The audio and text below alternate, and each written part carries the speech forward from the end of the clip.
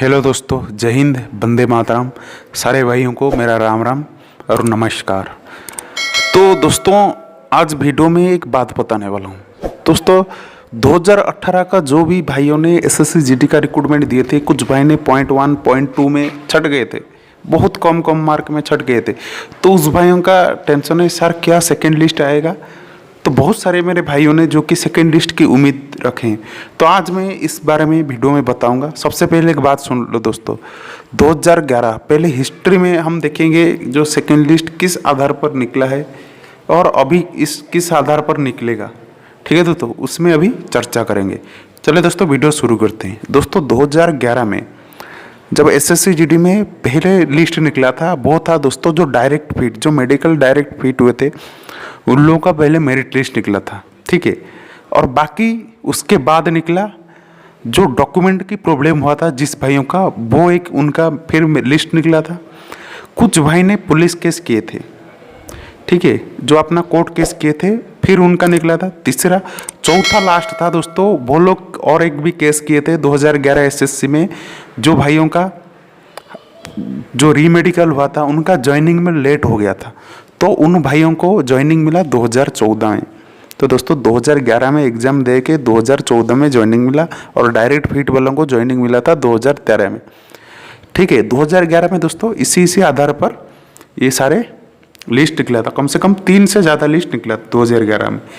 वैसे ही 2012 एसएससी में जिस एसएससी बैच में मेरा भी सिलेक्शन हुआ था, उस बैच में दोस्तों सबसे पहले किसका लिस्ट निकला, उसमें रिव्यू मेडिकल और मेडिकल डायरेक्ट फिट, उन लोगों को पहले लिस्ट निकल गया।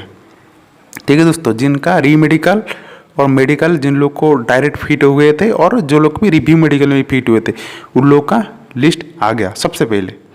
ठीक है दोस्तों, तो नेक्स्ट फिर किसका आया, नेक्स्ट फिर दोस्तों जिन लोग का भाइयों का डॉक्यूमेंट की प्रॉब्लम थे। ठीक है, उस टाइम देखो दोस्तों, इस बार ज़्यादातर डॉक्यूमेंट जो 2021 में, सॉरी 2018 के एसएससी में बहुत सारे के जो थंब मिसमैच में फंसे हैं बहुत सारे लड़के।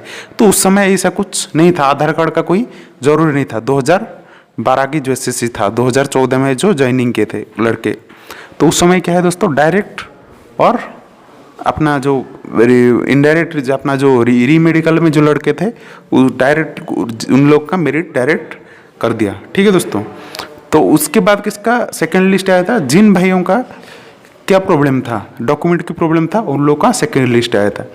ठीक है, और कुछ भाइयों का जो आया था वो लोग कुछ कारण की वजह से केस किए थे। ठीक है, उन लोगों का आया था, तो 3 लिस्ट निकला था। वही 2015 में, 2015 का एसएससी में दोस्तों ऐसा हुआ था, ऐसा कुछ भाई जो थे उन लोग का क्या था, उन लोगों का वैसे ही डायरेक्ट और री मेडिकल की लड़कों का पहला एक लिस्ट निकला। फिर उसके बाद इसमें भी ये ऐड कर दिया था, क्या ऐड कर दिया था, जिन भाइयों का डॉक्यूमेंट की प्रॉब्लम है। ठीक है दोस्तों, इसमें भी इनको ऐड करके मेरिट लिस्ट निकाल दिया था।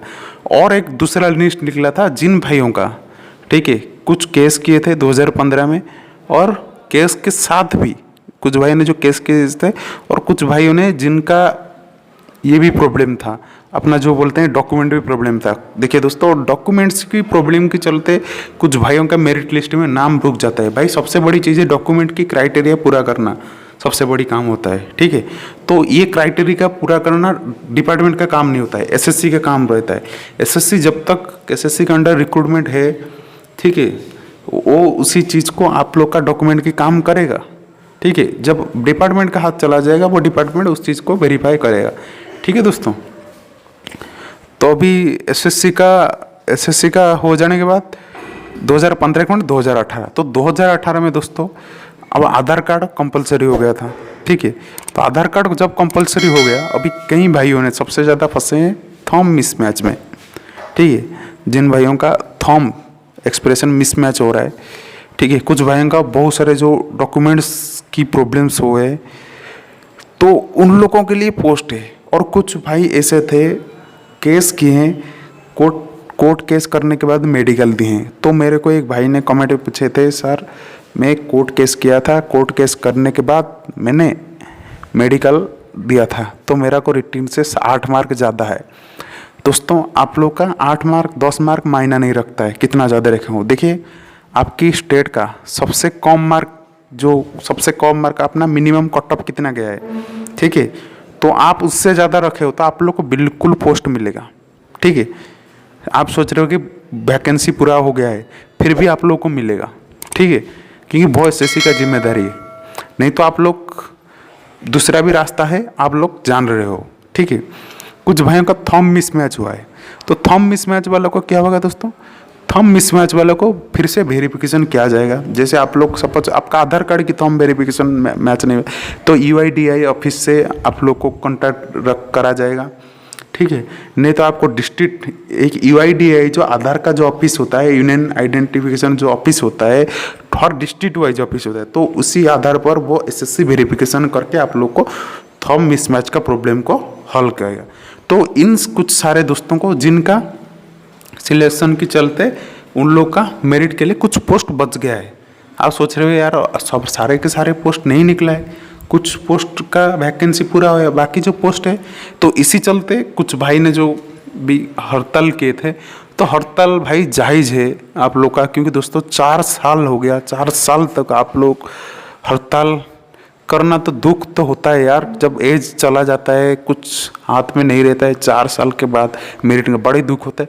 तो दोस्तों ऐसा नहीं, क्योंकि आप लोग तो जानते हो हिंदुस्तान में एक चीज़ होता है, जितना पोस्ट निकलता है उसी हिसाब से उसी आधार से मेरिट बन जाता है, उसी पोस्ट को वैकेंसी पूरा किया जाता है। जैसे जितना मेरिट, जितना सपोज 100 पोस्ट निकला है, 100 पोस्ट में 100 लड़के सिलेक्शन हो गए हैं, उससे यदि मतलब 200 पोस्ट निकला है, 400 लड़के सिलेक्शन हुए, तो 200 को ही तो रखेगा ना, और बाकी 200 को तो डिस्क्वालीफाई किया जाता है।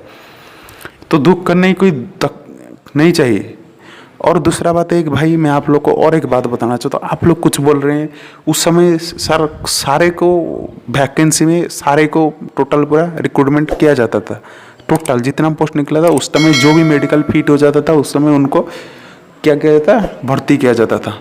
ठीक है, सही बात बता रहे हो, क्योंकि उस समय 2011, 2012 और 2015 एसएससी में मैंने खुद दिखा हूँ, सारे भाई जो भी मेडिकल फिट होते हैं उनको ज्वाइनिंग मिल जाता था। क्योंकि दोस्तों पहले होता था फिजिकल, उसके बाद रिटिन में जो लड़कों का मार्क रख जाता था तो उन लोगों को मेडिकल के लिए बुलाया जाता था। वो लगभग जो मेडिकल में जो पास हो गए उसको पक्का 100% पक्का होता ही होता था, तो उसी हिसाब से आधार से लड़के रखा जाता था। पर इस बार ज़्यादा दोस्तों रिटिन में पहले बार हो गया रिटिन 2018 में, जिसकी वजह से कट ऑफ निकाल के फिर 3 बार कट ऑफ चेंज हुआ दोस्तों। एक रिटर्न में चेंज हुआ, ठीक है, फिजिकल में फिर चेंज हुआ, ठीक है, फिर मेडिकल में भी चेंज हुआ, ठीक है दोस्तों, तो फाइनल मेरिट लिस्ट में भी चेंज हो गया।